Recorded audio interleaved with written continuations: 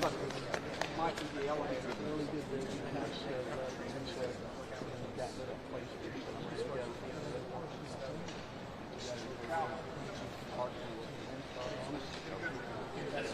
Start building some designs and all the weather free.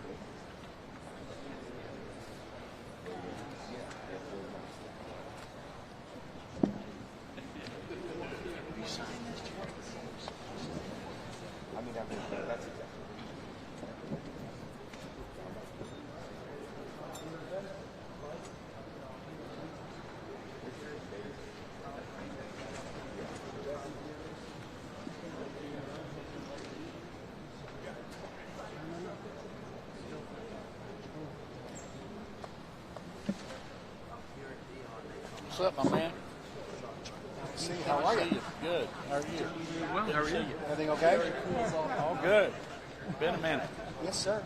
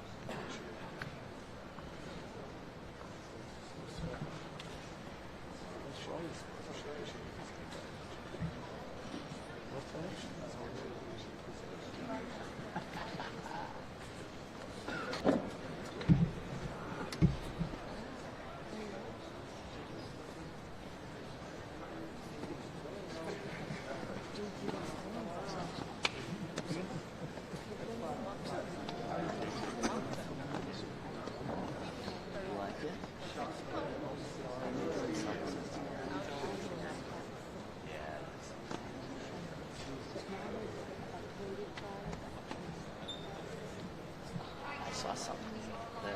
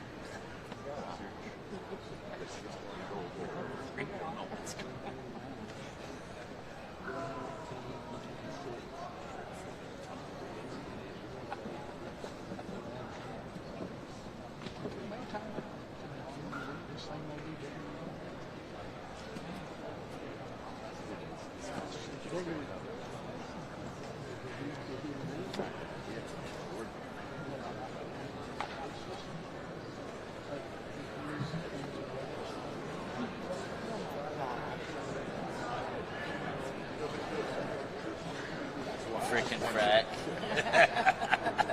The hecklers. You gonna ask a question? Not. Yeah, I'm John Dickman, long-time employee. I'm asking on behalf of Charlie. You got some I think sign. I think he's going to come out strong. I do too.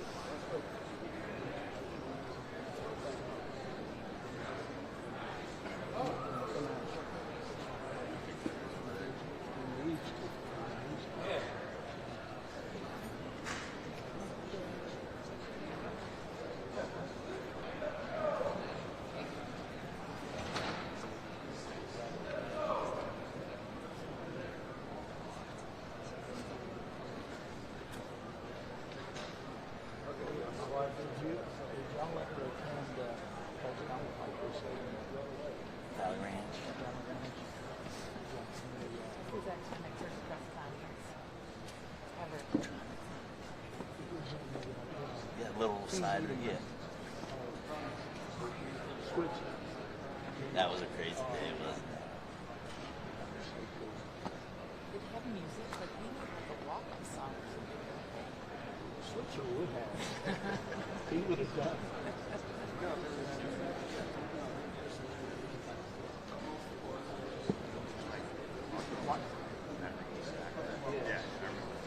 Was that really the rock band? Oh my God. With the weirdest setup ever. We thought it is got to be top.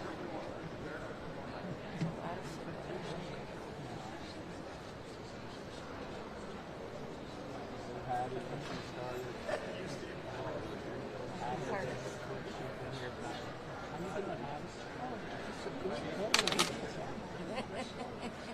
Sorry about living the dream.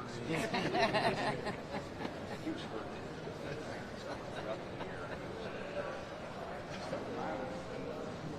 a little shocking this year. I'm not gonna lie, it was a little shocking. I feel like it's better than the other.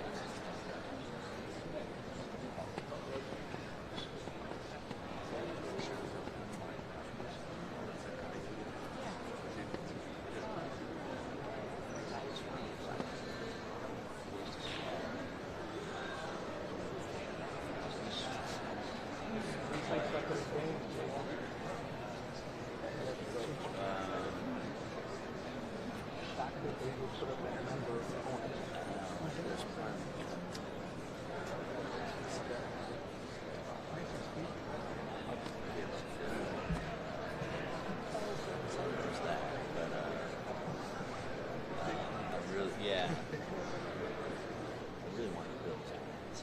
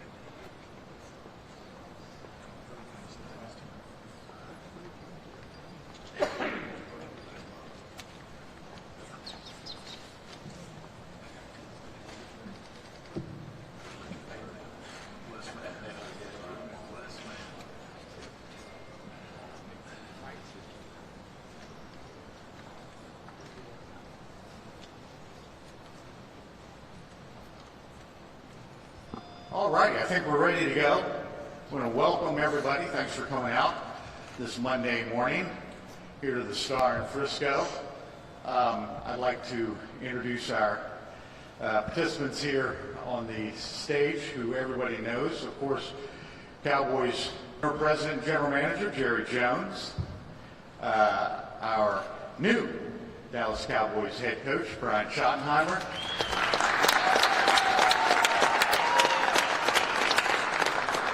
and Chief Operating Officer, Executive Vice President of Player Personnel, and co-owner Stephen Jones.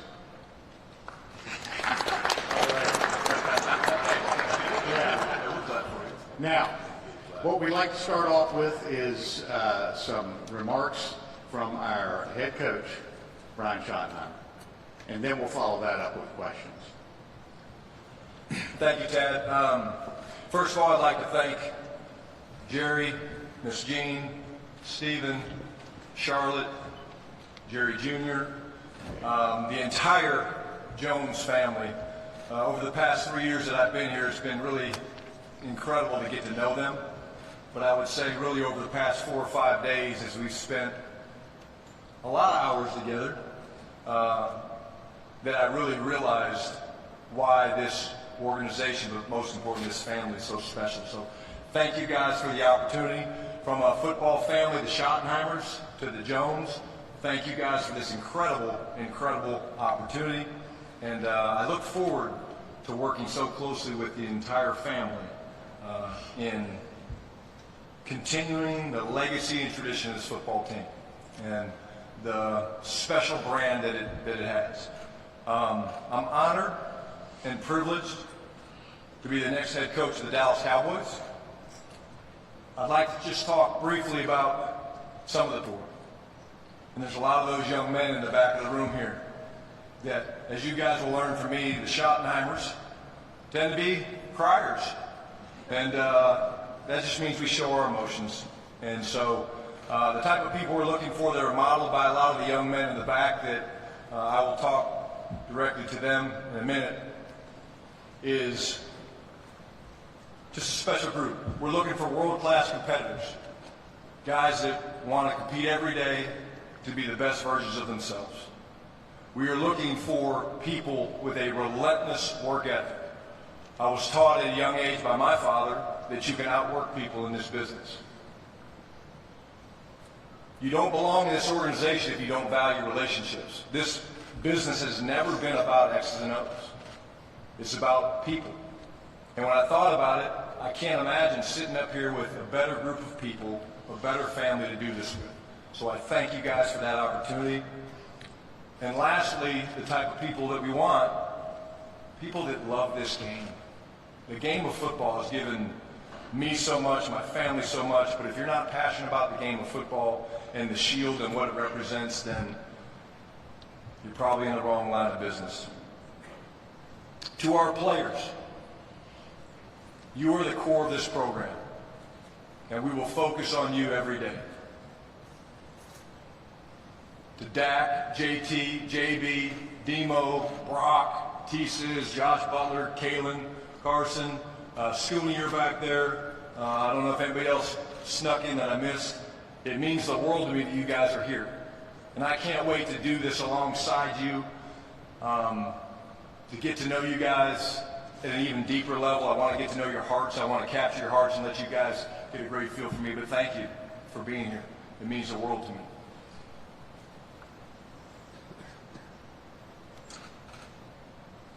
Quickly about culture, things that I believe in. The family first mantra, which is embodied by the Jones family.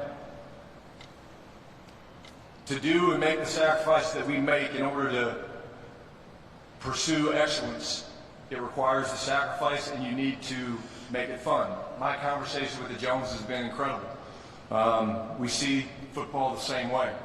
It's a first-class organization all the way. You can't. I've never been in the big room, Jerry. See, I've never been in the big room. But it's a first-class organization. But please understand this. A first-class organization is not just about the structure of the walls. It's about the way that we treat one another, about the way that We earn each other's trust and respect. In the way we just treat our fans, we treat the people that matter to us most. What I'm going to challenge these guys to do is to let their personalities shine. We've got some incredible, incredible players. We've got incredible support staff. The strength staff is here. That means the world to me. You guys took the time to come up here. But to do what we need to do is going to take incredible amounts of hard work, but we're going to do it together. Our team, the Dallas Cowboys, will be driven by a competitive spirit and a love for one another. Lastly, I would be remiss if I didn't thank my family. It's been an incredible journey. I've had some opportunities when I was a much younger man that I didn't feel like I was ready. I'm ready now. I know what I want. I know what it looks like. But for you guys that have been with me the whole time, my extended family, I love you. Thank you for being here. To my sister that couldn't be here, Chris, incredible journey. Lots of ups, lots and downs. You've always been by my side. You're my best friend, and I love you more than you know. To my kids, Sutton and Savannah, thank you for the sacrifice that you made to allow me to pursue my dream. You are my greatest achievement, and I love you. To my mom, one of the first ladies of pro football, when I saw her last night and I had a chance to embrace her, I said, "Baby, you did it. I love you." And in closing my remarks, there's one person that's not here today, but I'd be remiss if I didn't mention him. My father was a legendary coach, a great man, but he's an incredible father. And he's impacted me more than anyone in this profession. I know he's looking down on me. I know he's proud. And I miss him very much. But I know what he'd say to me. He'd say, "Ryan, the easy part is over. It's time to get to work." I love you, Dad. Thank you, everybody that's here. Go Cowboys.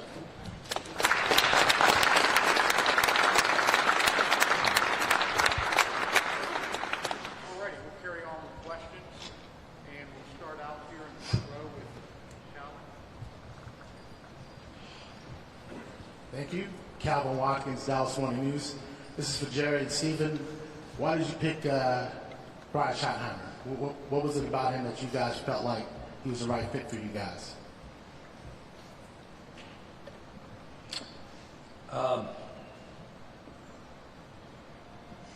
In the almost 35 years that I've been involved with the Dallas Cowboys, I've only missed one Senior Bowl, 35 years. And I think I missed one combine in 35 years.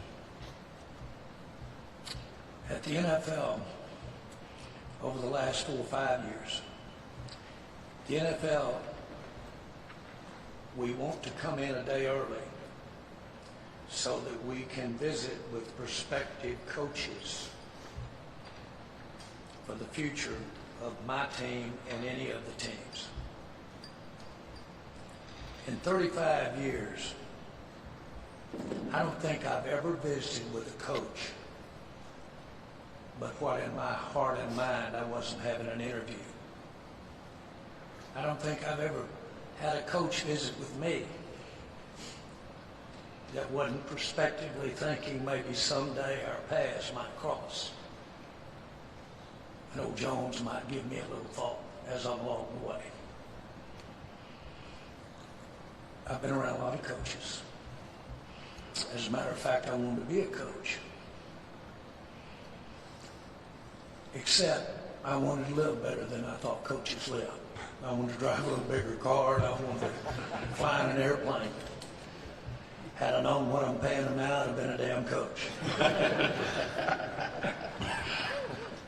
But having said that, coaching is no, and the makeup of coaches are no stranger to me. On my college team, within almost 3 years after we won the national championship, every position coach, the Johnny Majors, the Hayden Fries, the Doug Dickeys, every position coach became a head coach. Barry Switzer at Oklahoma.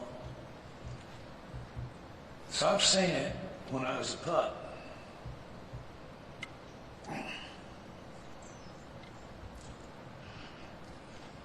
I have a good background in the makeup of what a coach is. To think that you could make a decision in an interview,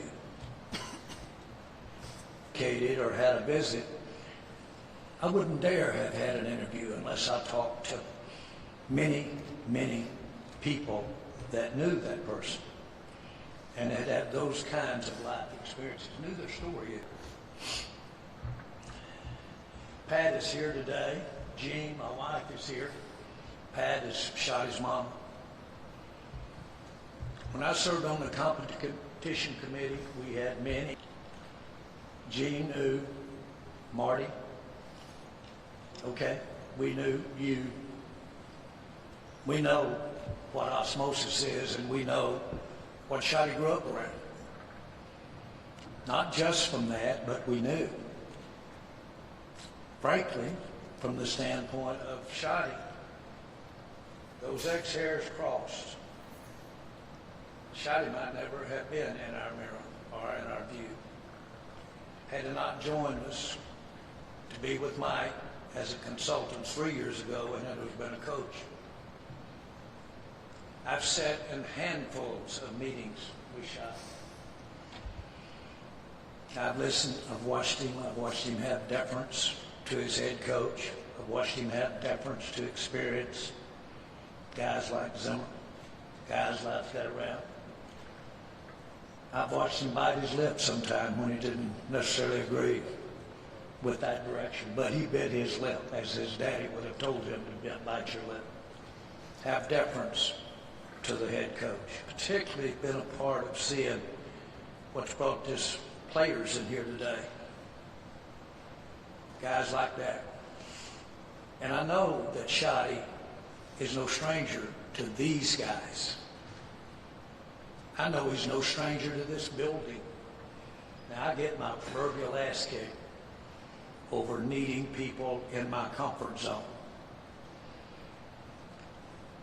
Without this thing being about me in any way, if you don't think I can't operate out of my comfort zone, you're so wrong. It's unbelievable.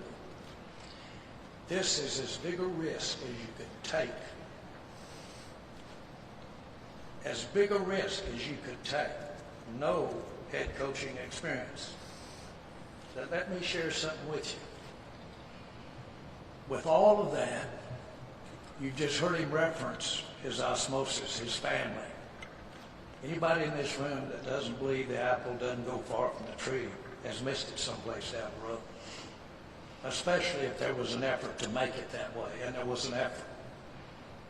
But then you go around to the countless numbers of coaches that Schotty has served on staff with and been around, the countless players. How often do you have someone that has 25, I'm going to say 25, it may be 26, of years of working through the human relationship and working, aspiring to learn of how his ears and eyes wide open and looking for techniques and looking for things that make coaches better. How often do you have a chance to take advantage of all of that at 50 years old, which is a puppy?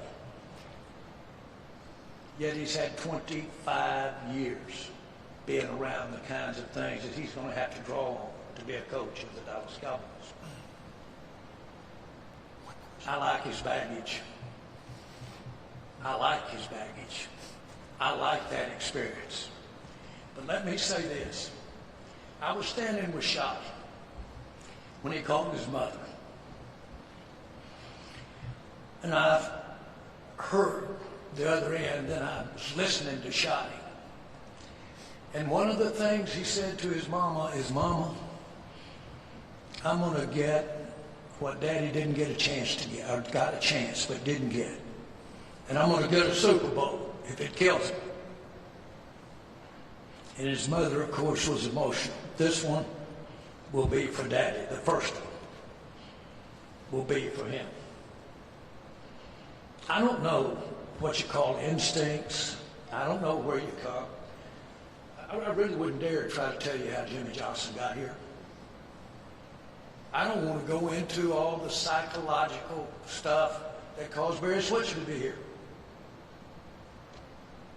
Or Chan Gailey. But it wasn't just about X and O's. And it was about things that were all melded in with some of life's experience and using my own osmosis, how I got here. All of that comes to play. I've read where we didn't have but 4 or 5 interviews. It's ridiculous to think that you can make a decision to coach the Cowboys relative to the number of interviews that you might have. He's a product of a lot of time. Many will say misplaced time or skewed times. I've read where I don't have a penchant for risk-taking. If you really knew my score sheet, you would see that I've taken more risk in the last 5 years than the rest of my life put together. And sometimes I don't know when I look in that mirror why the risk is taken. Get involved with the Dallas Cowboys. Huge. And a lot of people that quote unquote didn't understand or feel like it could be done. I spent a nice part, Tim Calishaw, you'll remember it. I spent a nice part of my early 4 or 5 years with the Dallas Cowboys defending why not Coach Landry and defending why Jimmy would make a good coach. I think one time I said he's worth 5 Heisman trophies to be a good coach. Did I know? No, but I knew Jimmy. Okay, had I interviewed countless thousands of coaches? No. No, not at all. So what I'm here to tell you is this was a thorough process, shaded by whatever my experiences have been, shaded by my experiences with Stephen and Charlotte and Jerry, shaded by many things. We all are involved in this.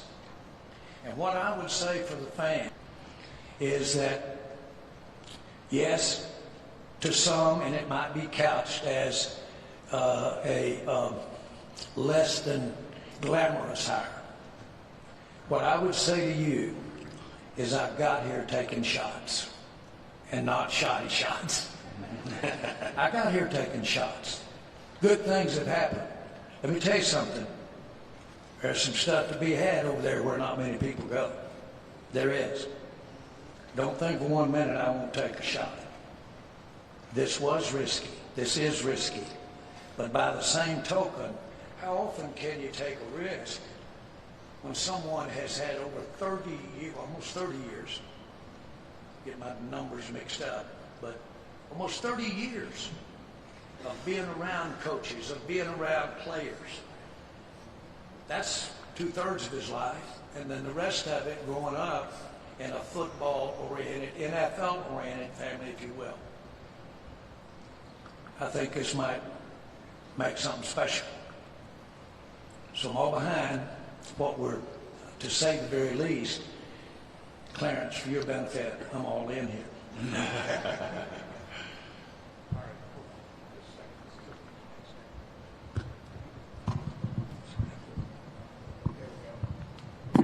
Clarence Hill, All City DLS.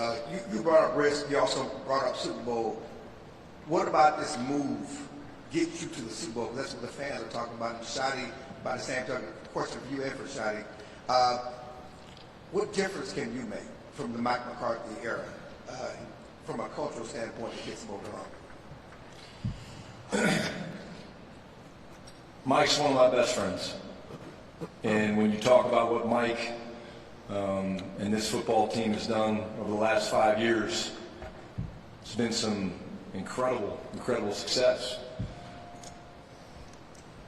One of my greatest strengths is my ability to create relationships. Relationships that are built on trust, respect, connection. I'm really good with X's and O's, but I'm great with people. And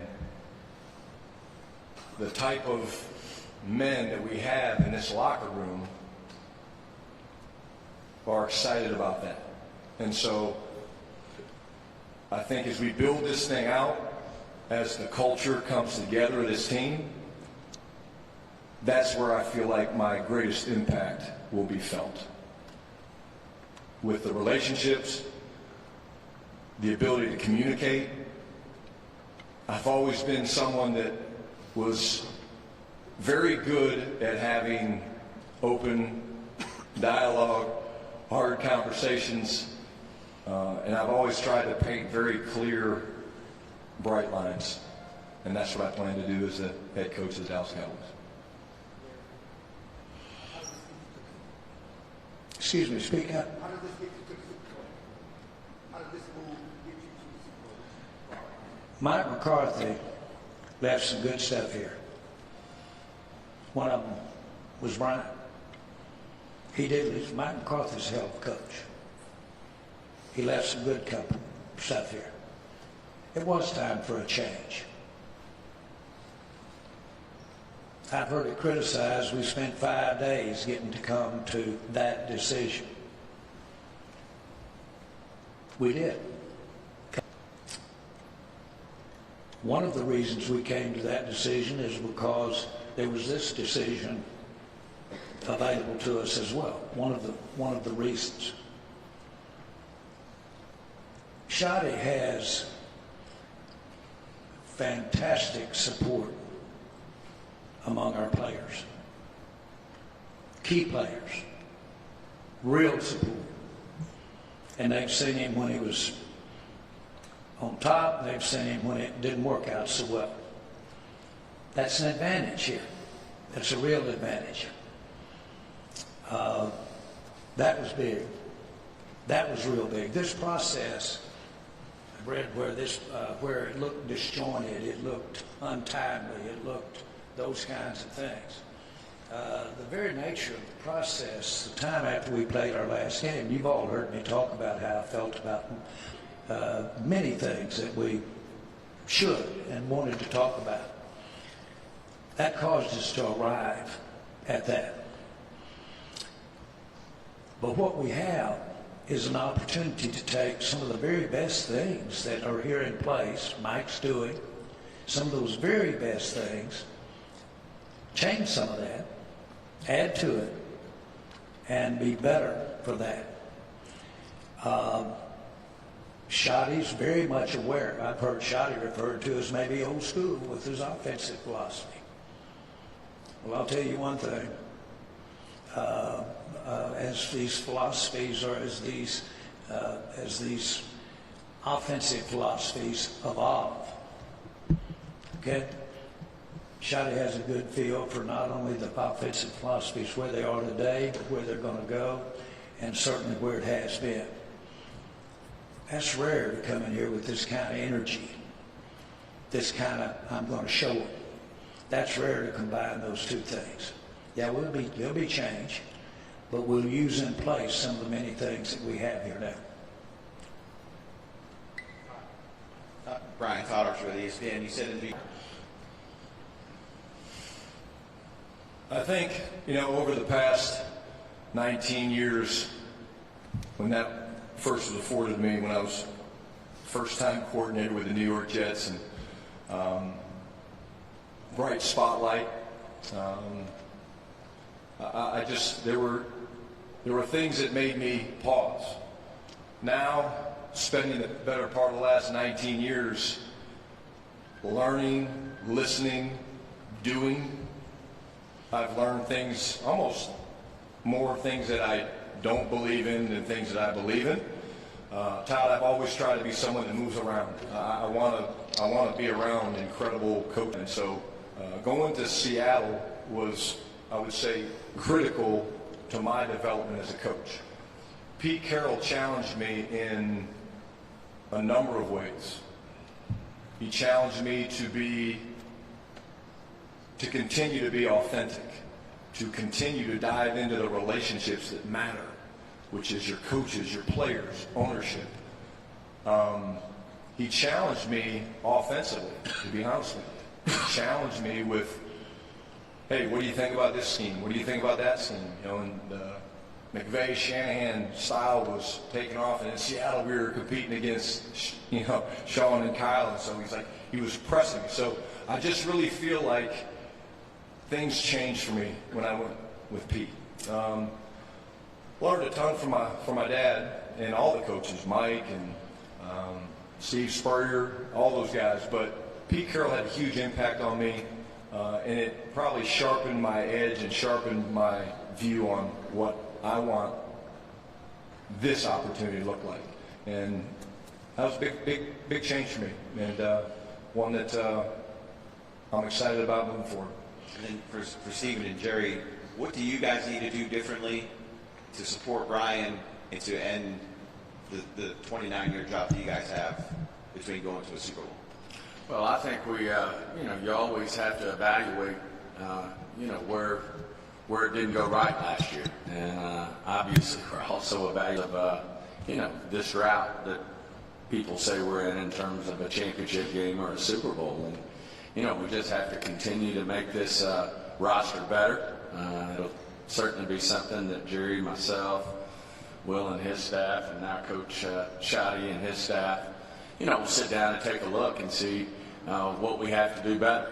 I think we got a lot of great pieces. You asked why Schotty. I think Schotty's the perfect combination of keeping some continuity, but also affecting change. And we have to support that as well in terms of being behind him and doing the things he wants to do. I've walked in Schotty's shoes. I have a lot of deference in myself as well, working with Jerry. Schotty did the same with Mike. Would he do things different? Is he going to do things different than my defense? I think we've got a great plan on special teams. We're putting that all together. That has to come together as a staff, and certainly Schotty leads that. And as he said, some of his best characteristics are communications and working with people. And I see that. I've taken that in. I've gotten more respect through this process with him, and also talking to other men about the job. But certainly we'll do a real deep dive on putting some personnel together, whether it be through the draft, free agent in the way we've done this team, but we'll certainly look at it and, put really good, not only players, but good football character people with some of the men we have in this room right now. And we have a lot of great players on this team. And certainly no one has excuses. We had a few challenges this year on the injury front, and that's why we think we do need to keep some continuity. Certainly every team, when they're looking for a coach out there, is looking, what's in the best interest of the quarterback. Certainly that played a role here. And, Doug's not making any coaching decisions, nor does he want to, but I can tell you every team who made a coaching decision was looking at how they saw for the quarterback. And, that's how you win in this league. I think we've got one of the best, if not the best, in terms of our quarterback. And he's the ultimate leader, and we just have to continue to put the pieces around. And, we're not naive. I know our fans, they're not going to believe, and there's going to be pressure until we get the job done. And certainly we didn't get the job done this year, and our ultimate goal is to win a Super Bowl. I can tell you, I've never seen a man more driven than Jerry. This is huge to him to go get this championship. And I know Coach Schottenheimer believes the same thing, and I know our players sitting in the back want it. I mean, they want it. They're driven to get it, and we've got to get the right people to put around them. We'll have turnover in our roster like we do every year, and our goal is to put together the best roster in the NFL. Steve Spurrier told me, I called him and asked him about Schotty as a ball player, how he got there. He said, well, to start with, he threw the first touchdown pass in our national championship season. I got mad at my Heisman Trophy winner under center and sent him out there and damned if he didn't throw the touchdown pass. But he told me a lot about Schotty. I called Pete Carroll to talk about Schotty. Why did y'all split up? Why did you fire Schotty if you fired him? How'd that happen? So we got into that real good. Because Schotty has been effusive about the impact of not only his father, but Pete and the people that have shaped him along the way. But it's kind of interesting. Old Will and his staff, they go to the next door neighbors of these players that we're drafting or look at drafting and get that next door neighbor to talk about them at that time. Boy, you need to do that when you're dealing with the head coach. Now, I didn't have to go to the next door neighbor with Jimmy. I didn't have to go to the next door neighbor with Barry. But, man, I've been to this guy's next door neighbor. Personally. And I like our shot. We shot him. John Machota with The Athletic. For Stephen, we know that you met multiple times with Brian, several hours. Can you just kind of go behind the scenes and share some of the stuff that was talked about during that, and at what point you guys kind of felt comfortable making him the next head coach? As I said, and certainly I probably more than anybody have respect, for what Schotty's role was. I mean, Mike was our play caller, he was our head coach, and then he was our play caller. And, Schotty was there to support him as the offensive coordinator. But I think some of the most important things for us after you get to know the man better and you see the energy, you see the way he can communicate with Jerry, with myself, with the room.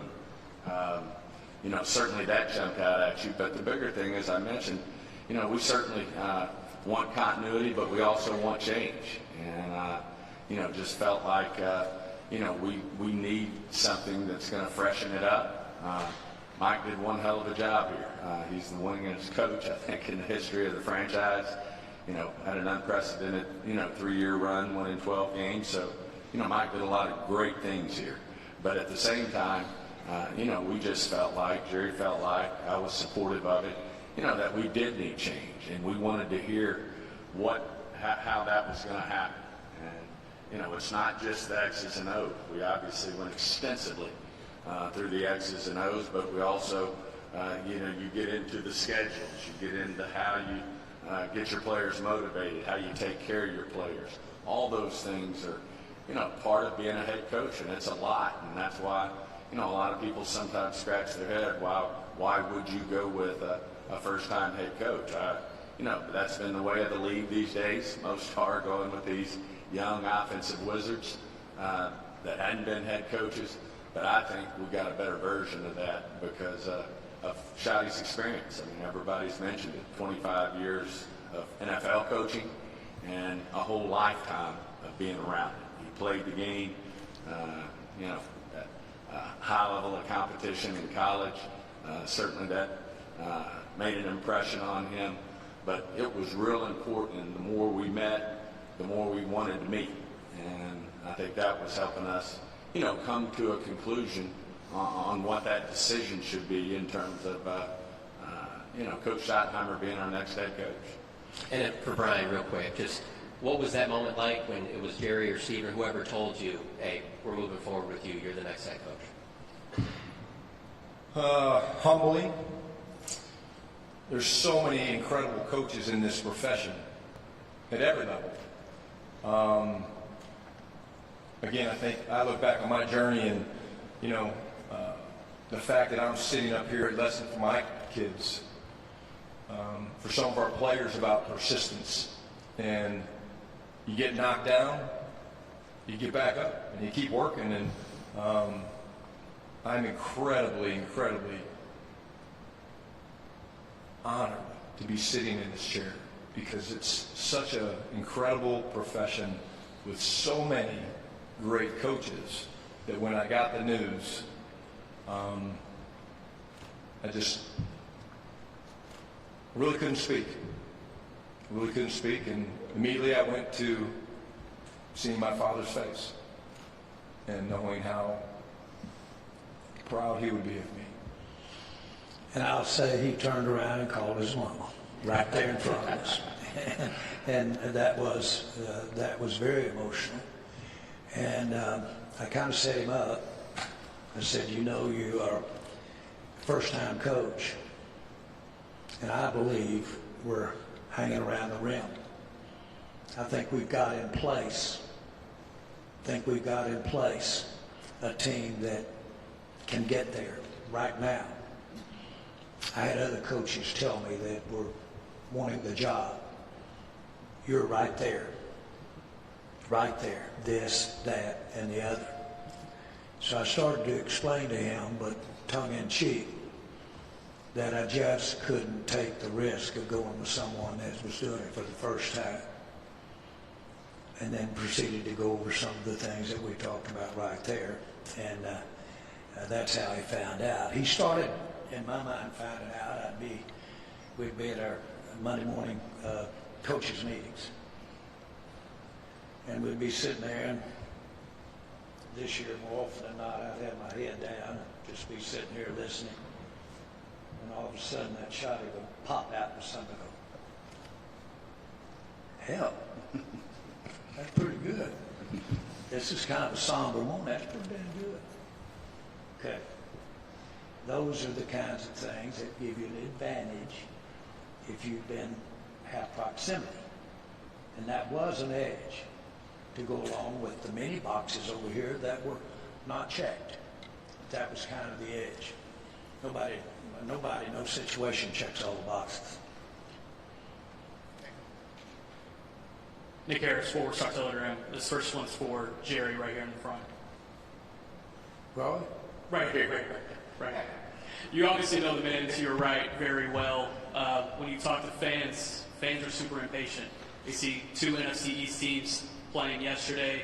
Obviously the drought that we've spoken to. I know you've spoken to fan sentiment, but why should fans buy into Brian Schottenheimer? Well, you have touched on one point.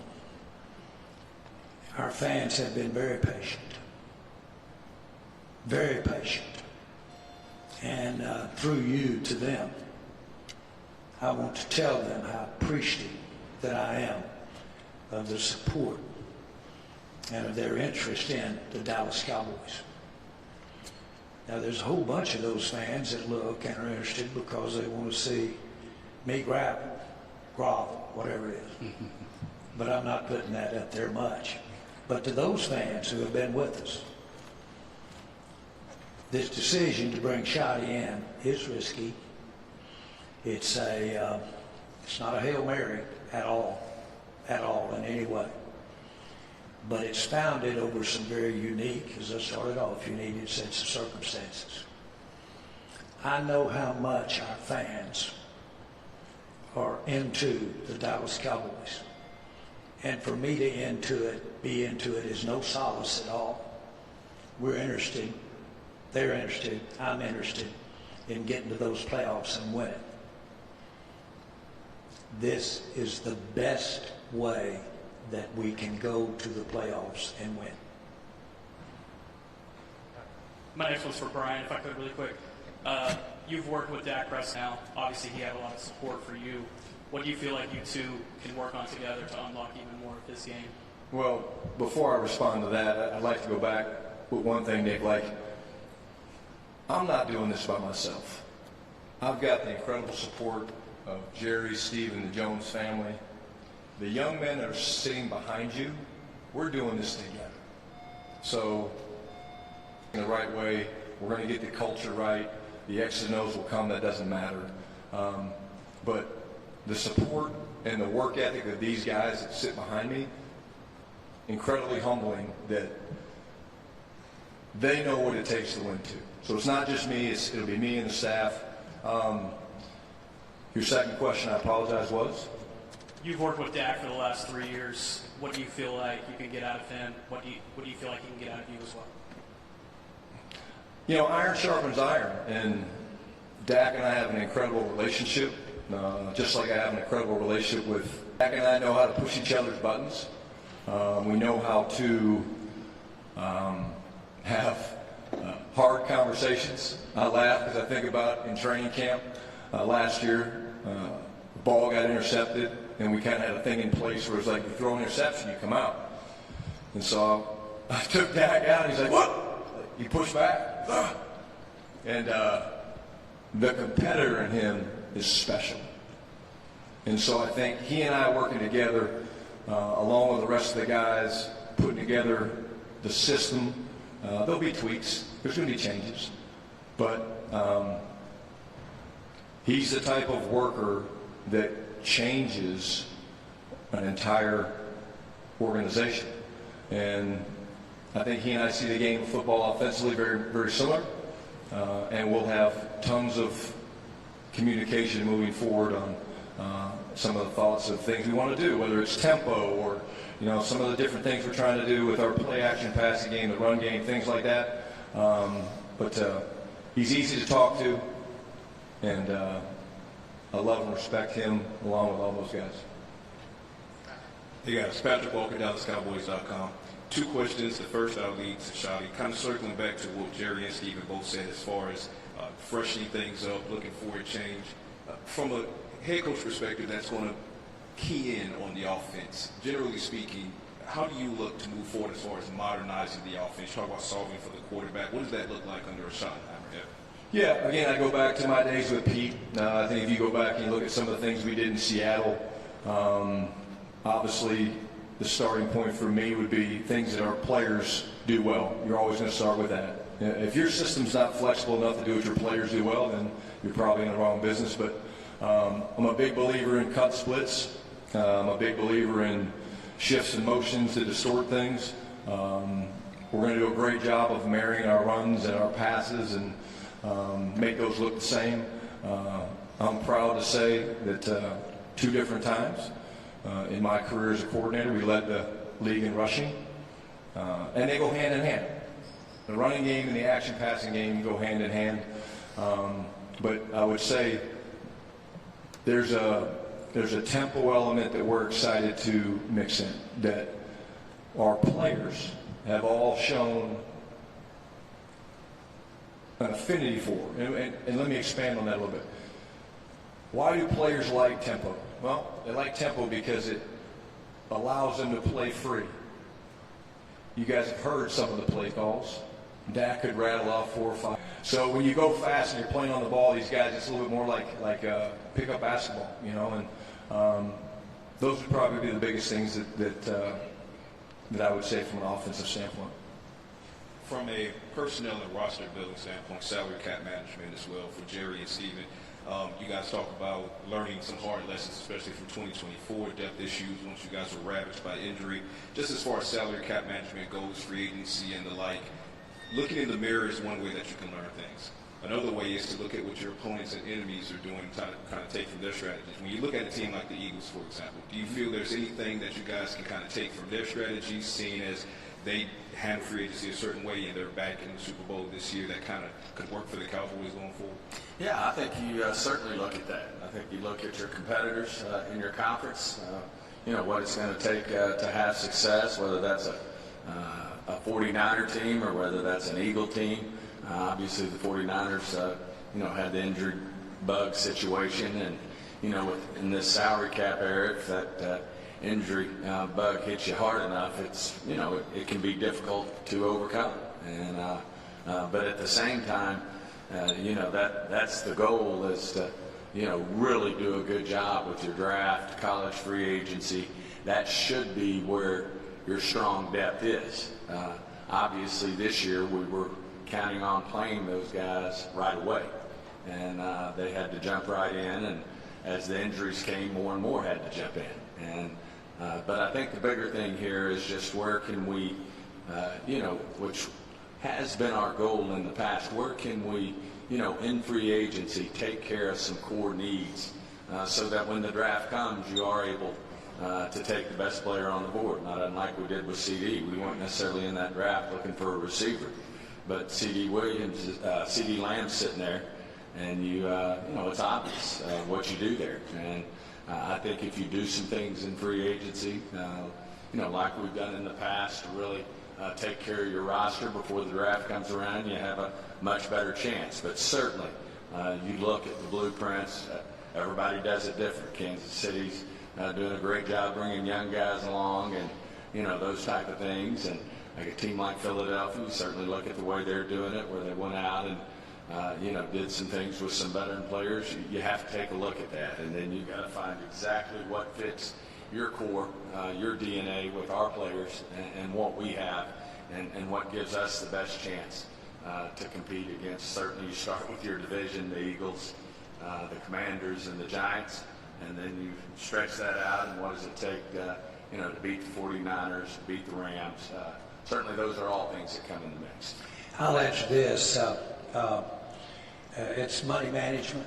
Cap is financial. When I bought the Cowboys, several of your counterparts rode over with me on this little jet airplane, rode over to my home in Little Rock, Arkansas. And we got off the plane and rolled up there to pick us up was a 5-year-old dirty Ford Bronco. And they got off and said, "This doesn't make a lick of sense. You just bought the Cowboys and you're flying a jet and you drive up here in a 5-year-old dirty Bronco." And I said, "It makes perfect sense. You can't have it all. You got to sacrifice someplace to get the other. If you try to have it all, you can pay the fiddler when you've used up your credit. That's salary cap. That's a salary cap. Not one that we won't hear, oh, what about that team? They've got the same salary cap issue you do, and they've got that done." Well, it's because all teams are different, and they've made those decisions as they moved along. We want to improve significantly how we are doing the cap. The cap takes a big hit when you're investing in players that have injuries, significant injuries. So the cap can take a big hit at that time, cap management. But it's still there. It's still there. It's as real as if it was never there, the availability of it. And so if somebody thinks it's daunting, I try to answer you when we're talking.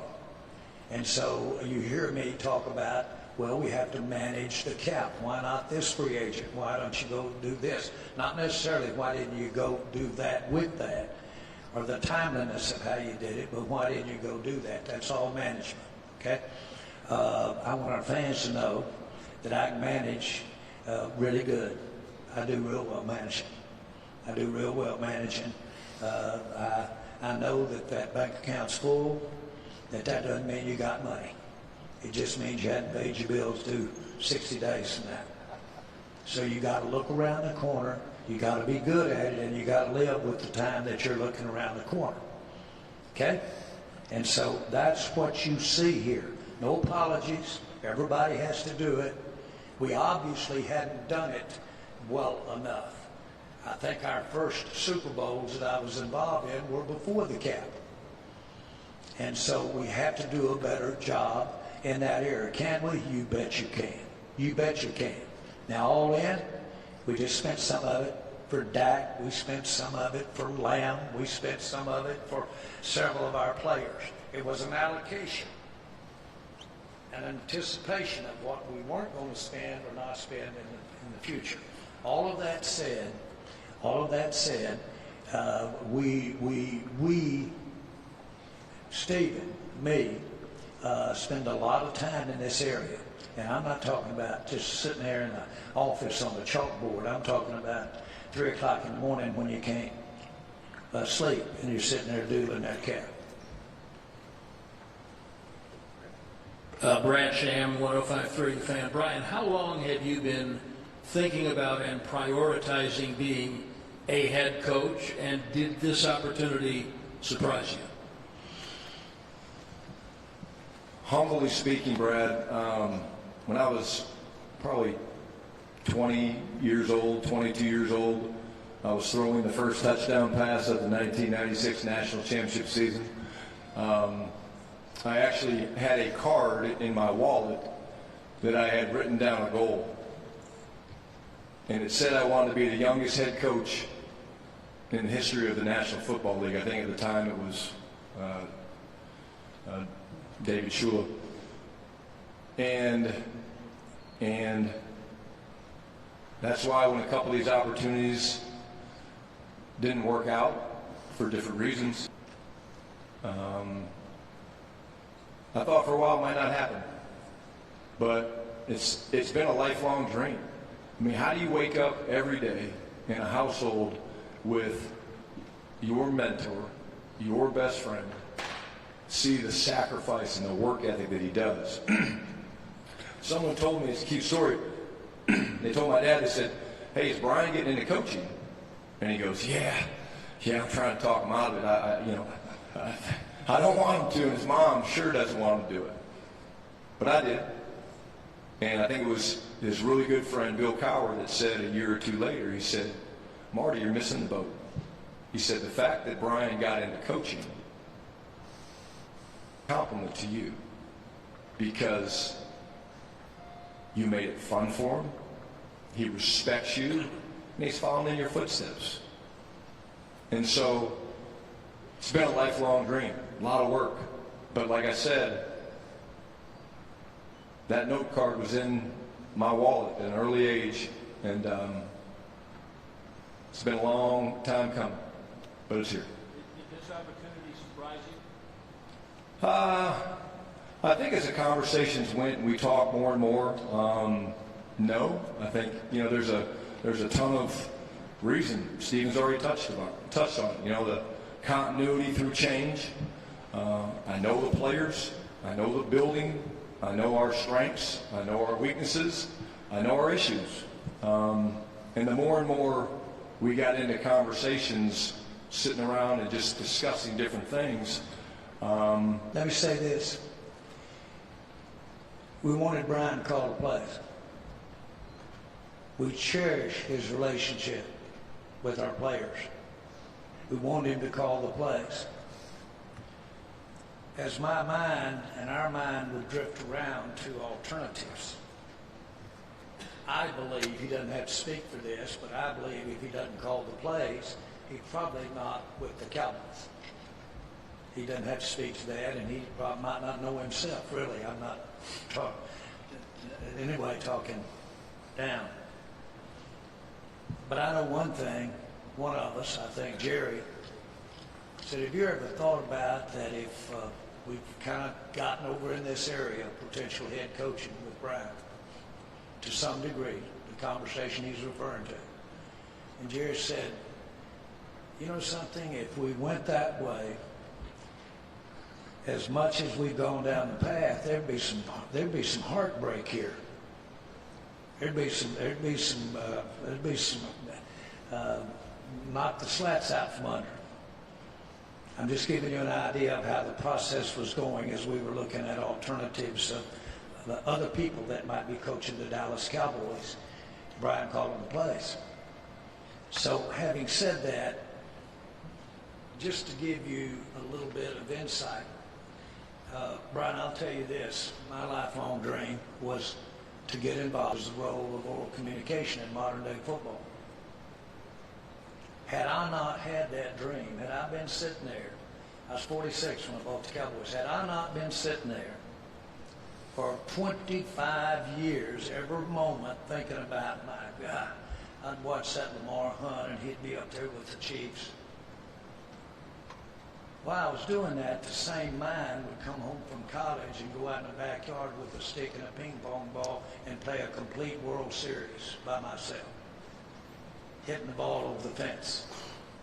So that dreaming, if you hadn't dreamed about it, if you hadn't gotten ready to go, when that damn train comes by, or you'll miss that kind of train. You will. All of this was in the mind. That's all of this was there. And why is the head coach of the Dallas Cowboys? Jerry, Tim Cowlishaw, Dallas Morning News, back here earlier.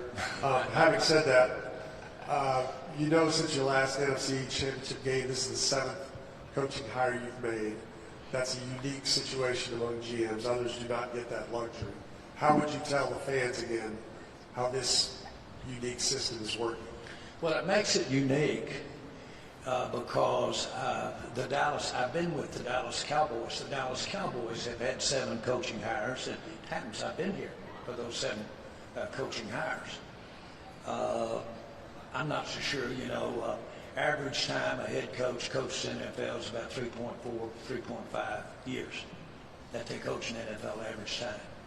I'm not for sure what it is with the general managers. It could be less or more than that, but it's a big turnover, especially the last 10 or 15 years with you there, okay?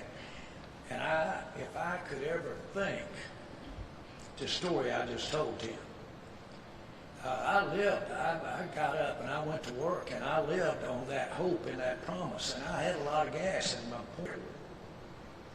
But I'm practical enough to know you can't eat those dreams.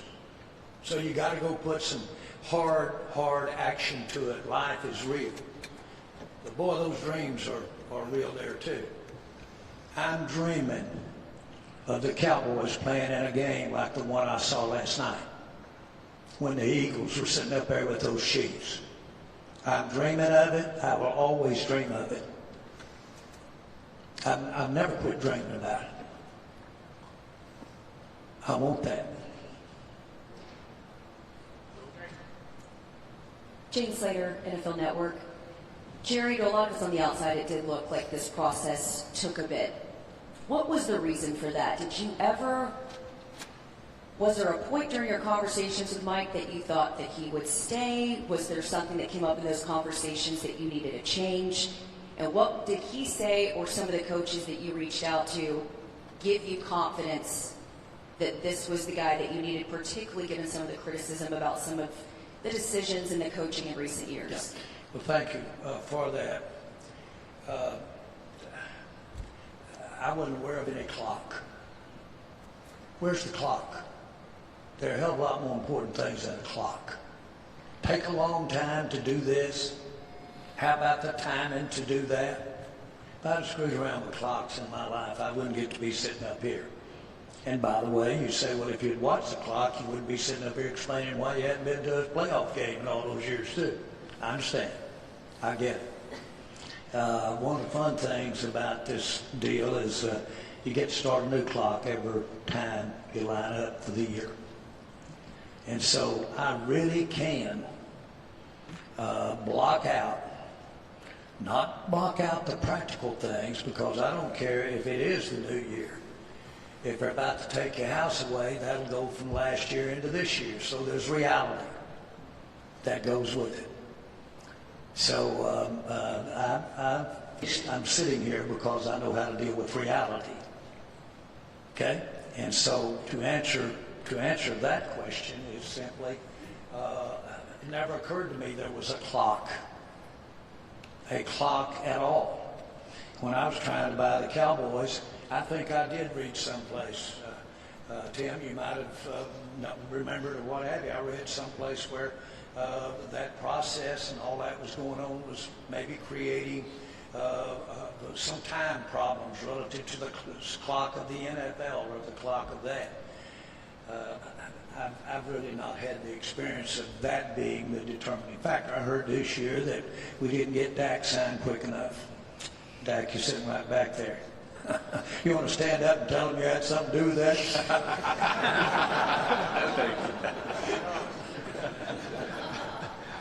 Didn't get Lamb signed quick enough. Okay, here's so damn many more things to think about than that clock. It's unbelievable. So I hear it, and I understand the point. But I think it is fair to say that that clock doesn't affect me that much. My follow-up question was to Coach Schottenheimer. I love the way that you've reflected, you've sort of manifested how you want to get there. We know that Dak's big on that as well. How do you want to be remembered when you leave the Dallas Cowboys one day? Number one, as a champion. And number two is someone that created one of the greatest cultures professional sports has ever seen.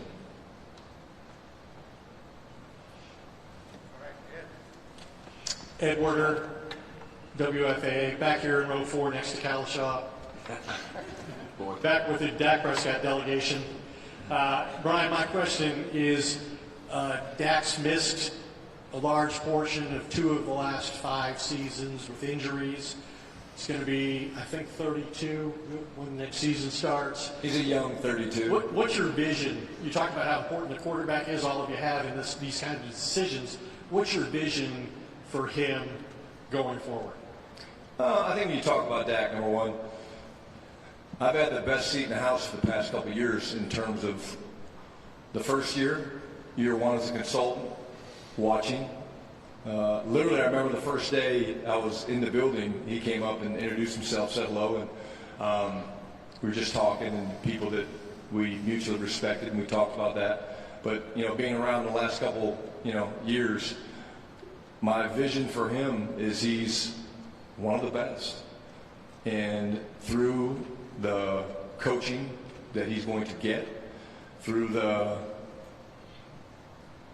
hours and hours and hours of time that he and I will spend together, he's going to play elite level football, and he's going to lead us to championships. And that's because of the way he works, the way he prepares. This guy prepares different. Ed, he does. He prepares different. This guy,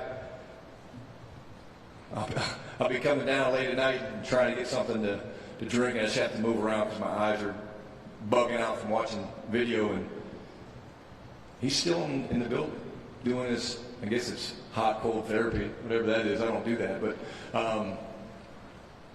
we got the right guy.